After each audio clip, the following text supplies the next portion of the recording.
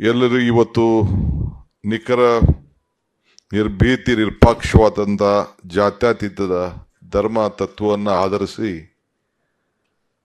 ತಾವೆಲ್ಲ ಈ ಮಾಧ್ಯಮದ ಲೋಕದಲ್ಲಿ ತಾವೆಲ್ಲ ಕೆಲಸ ಮಾಡ್ತಾ ಇದ್ದೀರಿ.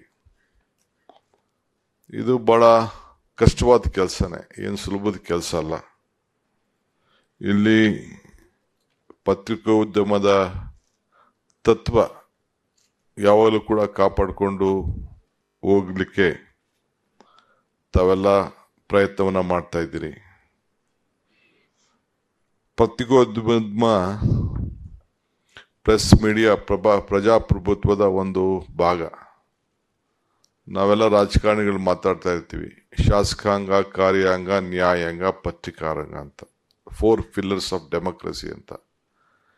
ಯಾರು ಏನು ತಪ್ಪು ಮಾಡಲಿ, ಶಾಸಕರು ತಪ್ಪು ಮಾಡ್ಬೋದು, ಇಲ್ಲ ಕಾರ್ಯಾಂಗ ತಪ್ಪು ಮಾಡ್ಬೋದು, ಇಲ್ಲ ನ್ಯಾಯಾಂಗ ತಪ್ಪು ಮಾಡ್ಬೋದು.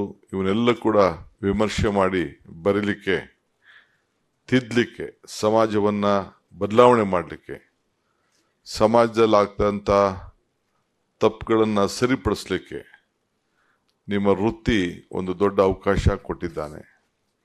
ಬೇರೆ ಯಾರಿಗೂ ಕೂಡ ಕೊಟ್ಟಿಲ್ಲ. ಆದರೆ ಬರೆಯೋರು ನೀವೊಬ್ಬರು, ಬರೀಬೇಕಾದ್ರೆ ಪೆನ್ ನಿಮ್ಮ ಪೆನ್ನು, ಓದೋರು ನೋಡೋರು ಲಕ್ಷಾಂತರ ಜನ, ಕೋಟ್ಯಾಂತರ ಜನ ಅದನ್ನು ನೋಡ್ತಾರೆ. ಸೊ ಅದರಿಂದ ನೀವು ಏನೇ ಬರೆದ್ರು ಕೂಡ, ಏನೇ ವಿಚಾರ ತಿಳಿಸಿದ್ರು ಕೂಡ, ಬಹುಶಃ ಏನು ತಮ್ಮಲ್ಲಿ ಭಾವನೆಗಳು ಇದ್ರೂ ಕೂಡ ತಮ್ಮ ಆತ್ಮಸಾಕ್ಷಿನ ತಾವು ಗಮನದಲ್ಲಿ ಇಟ್ಕೊಂಡು ತಾವು ತಮ್ಮ ವಿಚಾರವನ್ನು ಸಮಾಜಕ್ಕೆ ತಿಳಿಸ್ಬೇಕು ಅಂತ ಹೇಳಿ ನನ್ನ ಮನವಿಯನ್ನ ಈ ಸಂದರ್ಭದಲ್ಲಿ ಮಾಡಲಿಕ್ಕೆ ಬಯಸ್ತೇನೆ. ಕೆಲವರೆಲ್ಲ ಮಾಧ್ಯಮದವರು ಅಂತಂದ್ರೆ ಯಾವಾಗಲೂ ಶಾಶ್ವತವಾದಂಥ ವಿರೋಧ ಪಕ್ಷದವರು ಅಂತ ತಿಳ್ಕೊಬಿಡ್ತಾರೆ. ವಿರೋಧ ಪಕ್ಷ ಮಾಡೋ ಕೆಲಸ ಮಾಧ್ಯಮ ಮಾಡ್ತಾರೆ ಅಂತ. ನನ್ನ ವೈಯಕ್ತಿಕವಾದ ಅಭಿಪ್ರಾಯ, ನೀವು ಸಮಾಜನ ಬದಲಾವಣೆ ಮಾಡ್ಲಿಕ್ಕೆ ಪ್ರಯತ್ನ ಮಾಡ್ತಾರೆ. ನಾವು ತಪ್ಪು ಮಾಡಿದ್ರೆ ನೀವು ಯಾಕೆ ವಿರೋಧ ಪಕ್ಷದವ್ರು ಆಗ್ತೀರಿ? ನಮ್ಮನ್ನ ತಿದ್ದೋಂಥ ಕೆಲಸ ಕೂಡ ನಾವೇನಾದ್ರು ತಪ್ಪು ದಾರಿಗೆ ಹೋದಾಗ ನಮ್ಮನ್ನ ತಿತ್ತಾ ಇದ್ದಾರೆ ಅಂತ ತಿಳ್ಕೊಂಡು ನಾವು ರಾಜಕಾರಣಿಗಳ ಕೆಲಸ ಮಾಡಿದ್ರೆ, ಬಹುಶಃ ಬ್ರಾಡ್ ಸೆನ್ಸ್ ಅಲ್ಲಿ ಯೋಚನೆ ಮಾಡಿದ್ರೆ ಬಹುಶಃ ಎಲ್ಲರೂ ಕೂಡ ಅನುಕೂಲ ಆಗ್ತದೆ ಅಂತ ನನ್ನ ವೈಯಕ್ತಿಕವಾದಂಥ ಅಭಿಪ್ರಾಯ. ಸೊ ಎಷ್ಟೋ ಜನ ನನ್ನ ವಿರುದ್ಧ ಆಗಲಿ ಬೇರೆ ಬೇರೆ ಸಂದರ್ಭದಲ್ಲಿ ಟೀಕೆಗಳು ವಿವಿಧ ರೀತಿಯಲ್ಲಿ ಬರೆದಿದ್ರು ಕೂಡ, ನಾನು ತಪ್ಪುಗಳೇ ಬರೆದಿದ್ದಾರೆ ಬೇಕಾದಷ್ಟು, ನಾನು ಇಲ್ಲ ಅಂತ ನಾನು ಹೇಳುವುದಿಲ್ಲ. ನಾನು ಅವ್ರನ್ನ ಯಾರೋ ನನ್ನ ವೈರಿಗಳು, ವಿರೋಧ ಪಾರ್ಟಿಯವರು ಅಂತ ನಾನು ಯೋಚನೆ ಮಾಡೋಕ್ಕೆ ಹೋಗುದಿಲ್ಲ. ಈಗ ನಾನು ಬೆಳಗ್ಗೆ ರೋಟೀನ್ ಸುಮಾರು 6-7 ತಿಂಗಳಿಂದ ಹಾಸ್ಪಿಟ್ಲಿಗೆ ಹೋಗಿ ರೋಟೀನ್ ಚೆಕ್ ಮಾಡಿಸಿರ್ಲಿಲ್ಲ. ಸುಮ್ಮನೆ ಅವ್ರದ್ದು ರೋಟೀನ್ ಚೆಕ್ ಮಾಡಿಸೋಣ ಅಂತ ಬಾದದಿಂದ, ಯಾಕೆಂದರೆ ಲೇಟ್ ಮಲಗ್ತಿದ್ದೆ, ನಾನು ಮಾಡಿಸೋಣ ಅಂತ ಹೋಗಿದ್ದೆ. ಈಗ ನನ್ನ ಪ್ರೈವೇಟ್ ಸೆಕ್ರೆಟರಿ OSD ಹೇಳ್ತಾ ಇದ್ರು, ಟಿವಿಲಿ ನೀವು ಹಾಸ್ಪಿಟ್ಲಿಗೆ ಅಡ್ಮಿಟ್ ಆಗಿ ಹೋಗಿದ್ದೀರಿ ಅಂತ ಬೆತ್ತಾಯ್ತು ಅಂತ ಅಂದ್ಬಿಟ್ಟು. ಸೊ ಹಿಂಗೆ ನಿಮಗೆ ಭಾಳ ಫೇಕ್ ನ್ಯೂಸ್ ಅಂದರೆ ಭಾಳ ನಶೆ ಬಂದ್ಬಿಟ್ಟಿರ್ತದೆ, ಫೇಕ್ ನಶೆ. ನೆನ್ನೆ ತಾನೇ ನಶೆ ಮುಕ್ತ ಭಾರತ ಕರ್ನಾಟಕ ಮಾಡಬೇಕು ಅಂತ ಹೊರಟಿದ್ದು. ನಿಮಗೆ ಫೇಕ್ ನಶೆ, ಈಗ ಯಾರು ಏನೇನೋ ಹೇಳ್ತಾರೆ ಅಂತ ತಕ್ಷಣ ಸತ್ಯ ನೋಡಬೇಕು. ಸತ್ಯ ನೋಡದೆ ತಾವು ಬರೆದು ಬಿಡ್ತೀರಿ, ತಿಳಿಸ್ಬಿಡ್ತೀರಿ. 2 ನಿಮಿಷಕ್ಕೆ ಒಂದು ಮೆಸೇಜ್ ಹಾಕ್ಬಿಡ್ತಾನೆ ಯಾವನೊಬ್ಬ ರಿಪೋರ್ಟ್ರು. ಅವನಿನ್ನು ನೋಡಲ್ಲ, ಏನು ಸತ್ಯಾಂಶ ತಿಳ್ಕೊಳ್ಳೋಣ ಅಂತ ಪ್ರಯತ್ನ ಮಾಡಲ್ಲ. TV ಅವ್ರದ್ದು ನಡೆಸ್ಬೇಕಲ್ಲ ಪಾಪ, 24/7 ವಾಚ್ಗೂ ಈ ಟಿವಿಗೆ ಎರಡಕ್ಕೂ ಸ್ಟಾಪ್ ಇಲ್ಲ. ಎಲ್ಲ ಹಗಲು ರಾತ್ರಿ ಅದು ನಡೀತಾ ಇದೆ. ಇಂಟ್ರೆಸ್ಟ್ಗೂ ಸ್ಟಾಪ್ ಇಲ್ಲ, ಅದು ನಡೀತಾ ಇರ್ತದೆ. ಬಡ್ಡಿ ಹಂಗೆ ಈ ಟಿವಿಗೂ ಕೂಡ ಇಲ್ಲ, ಹಗಲು ರಾತ್ರಿ ಇಲ್ಲ. ಎಲ್ಲ ಪ್ರಪಂಚಕ್ಕೆಲ್ಲ ಹಗಲು ರಾತ್ರಿ ಇದೆ. ಟಿವಿಗೆ, ಬಡ್ಡಿಗೆ, ವಾಚ್ಗೆ 3 ಜನಕ್ಕೂ ಹಗಲು ರಾತ್ರಿ ಇಲ್ಲ. ಹಂಗೆ ನಿಮಗೆ ಫುಡ್ ಬೇಕು ಅಂತೇಳಿ ಫೇಕು ನೋಡಲ್ರಿ, ಸತ್ಯನೂ ನೋಡಲ್ರಿ, ಸುಳ್ಳು ನೋಡಲ್ರಿ, ಏನೋ ಒಂದು ಕೆಲವರೆಲ್ಲ ಬರೀತಾನೆ ಇರ್ತಾರೆ. ಇದರಿಂದ ಬೇರೆಯವ್ರಿಗೆ, ಅವರ ಡಿಗ್ನಿಟಿಗೆ ತೊಂದರೆ ಆಗ್ತದೆ. ಆ ದೃಷ್ಟಿಯಿಂದ ಇವತ್ತು ತಾವೆಲ್ಲ ಯೋಚನೆ ಮಾಡಿ ಅದ್ರ ಬಗ್ಗೆ ಚಿಂತನೆ ಮಾಡಬೇಕು. ಸತ್ಯ ಬರೆಯೋದು, ಸತ್ಯ ನುಡಿಯೋದು, ಸತ್ಯಕ್ಕೆ ಗೌರವ ನೀಡೋದು, ಇದು ಬಹಳ ಮುಖ್ಯವಾದಂಥ, ಇದು ಪತ್ರಿಕೋದ್ಯಮದ ಮೊದಲನೇ ಕರ್ತವ್ಯ. ನಾನು ಮೇಕೆದಾಟು ಪಾದಯಾತ್ರೆ ಮಾಡ್ತಿದ್ದೆ, ತಮಗೆಲ್ಲ ಗೊತ್ತಿರಬೇಕು. ಪ್ರಾರಂಭ ಮಾಡಿದೆ ಕೊರೋನಾ ಸಂದರ್ಭ, ಫಸ್ಟ್ ಡೇ. ನಾನು ಭಾಳ ಕಷ್ಟಪಟ್ಟು ಅದನ್ನು ಮೇಕೆದಾಟು ರಾಜ್ಯದ ಹಿತಕ್ಕೆ ನನ್ನದೇ ಆದ ಚಿಂತನೆ, ನನಗೇನು ಅನುಕೂಲ ಇಲ್ಲ ವೈಯಕ್ತಿಕವಾಗಿ, ರಾಜ್ಯಕ್ಕೆ ಅನುಕೂಲ ಆಗಲಿ ಅಂತೇಳಿ ನಾವೆಲ್ಲ ಒಂದು ಮೇಕೆದಾಟು ಪಾದಯಾತ್ರೆನ ಮಾಡಿದ್ವು ಕೋವಿಡ್ ಸಂದರ್ಭದಲ್ಲಿ. ವಿರೋಧ ಪಾರ್ಟಿಯವರೆಲ್ಲ ಬೇಕಾದಷ್ಟು ಆಗ ತಡಿಬೇಕು ಅಂತ ಬೇಕಾದಷ್ಟು ಪ್ರಯತ್ನ, ನಮ್ಮ ಪಾರ್ಟಿರು ಇದು ಟೈಮ್ ಸರಿ ಇಲ್ಲ ಅಂತ. ಬಟ್ ನಾನು ಸಿದ್ದರಾಮಯ್ಯನವರು ಘೋಷಣೆ ಮಾಡಿದ್ದು, ಯಾರು ಬರಲಿ ಬರ್ದೇವಲ್ಲಿ ನಾವಿಬ್ಬರೇ ಯಾರು ನಡೀತೀವಿ ಅಂತ. ಅಲ್ಲಿ ನೀವು ನೋಡಿರ್ಬೇಕು, ಸಂಗಮದಿಂದ ಒಂದು ದೊಡ್ಡ ಕರ್ವ್ ಇದೆ, ಒಂದು 7-8 ಕಡೆ ತಿರುಗಬೇಕು. ಎಲ್ಲ 3-4 ದಿನ ಹಗಲು ರಾತ್ರಿ ಕೆಲಸ ಮಾಡ್ತಾರೆ, ನಡೀತಾ ಇದೆ. ಅಲ್ಲಿ ಸ್ವಲ್ಪ ನಮ್ಮ ಹುಡುಗರು ಒತ್ತಡಕ್ಕೆ ಸ್ವಲ್ಪ ತಳ್ತಾ ಇದ್ರು. ಸ್ವಲ್ಪ 1-2-3 ಕಡೆ 1-2 ಶೇಕ್ ಆಗಿದೆ. ಟಿವಿ ಯಾರು ಅದನ್ನ ಹಿಡಿದ್ಬಿಟ್ಟು ಏನು ವರ್ಷಗಟ್ಟಲೆ ಕುಡ್ದು ನಡೀತಾವನೆ ಅಂತ ಅದನ್ನ ಬರೆದು ಈಗೂ ಅದನ್ನ ಹಾಕ್ತಾನೆ ಅವರೇ. ಈಗ ಅದನ್ನ ಮಜಾ ಅಂದ್ರೆ ಬೇರೆಯವ್ರ ಮಜಾ ತಗೊಳಕ್ಕೆ ನಮ್ಮನ್ನ ಬಳಸ್ಕೊತಾ ಇದ್ದಾರೆ.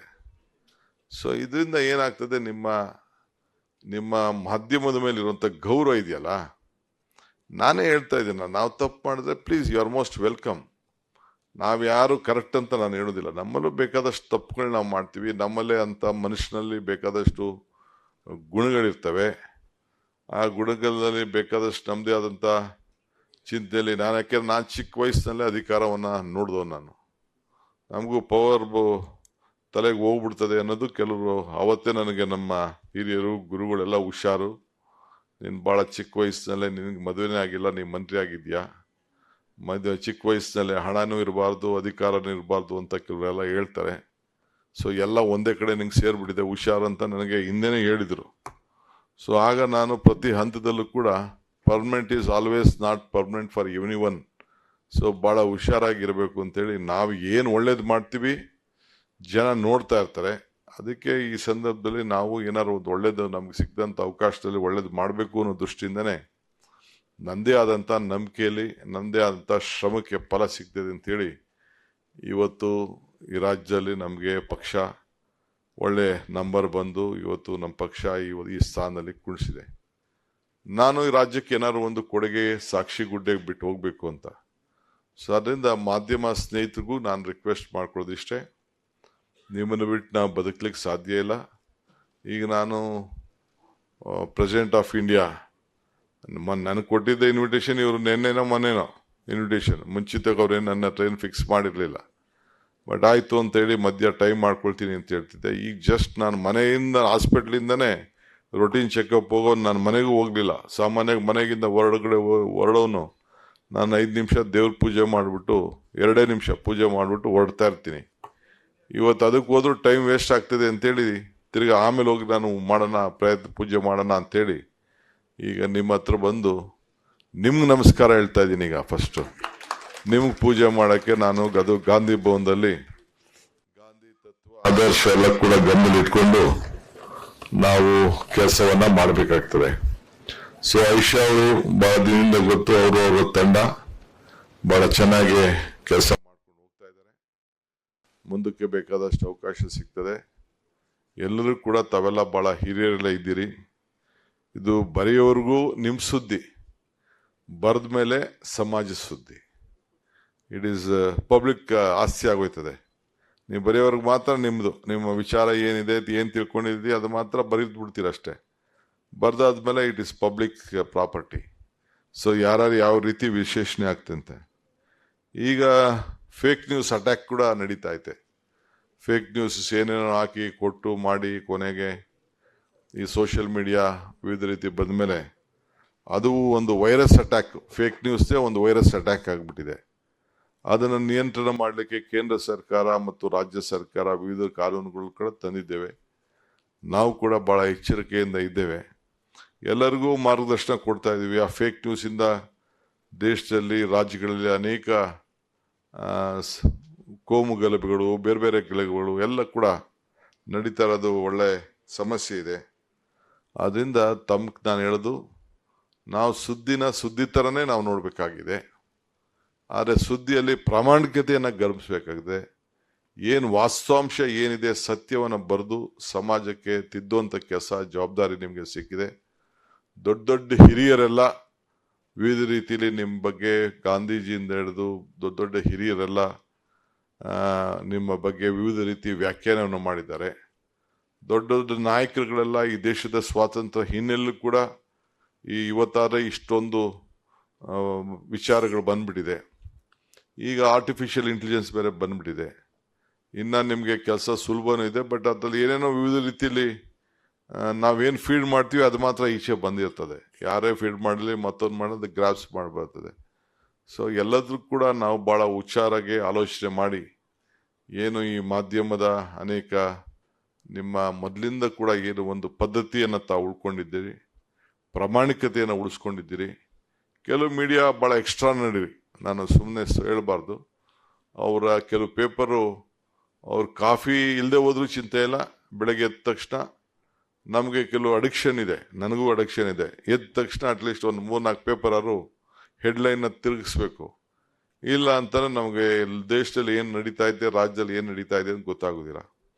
ರಾಜಕಾರಣ ಒಂದೇ ಅಲ್ಲದೆ ಸಮಾಜದಲ್ಲಿ ಏನೇನು ವಿಚಾರ ಆಗ್ತಿದೆ, ಏನೇನು ಸಮಸ್ಯೆ ಇದೆ, ಯಾರ ನೋವುಗಳೇನಾಗಿದೆ ಎಲ್ಲ ಕೂಡ ತಿಳಿಸುವಂಥ ಕೆಲಸ ಮಾಡ್ತಾಯಿದ್ದೀನಿ. ನಾನು ಬೇರೆ ಸಂದರ್ಭದಲ್ಲಿ ಅನೇಕ ವಿಚಾರಗಳನ್ನು ಹಂಚ್ಕೊಳ್ಳಿಕ್ಕೆ ಪ್ರಯತ್ನ ಮಾಡ್ತಾಯಿದ್ದೀನಿ.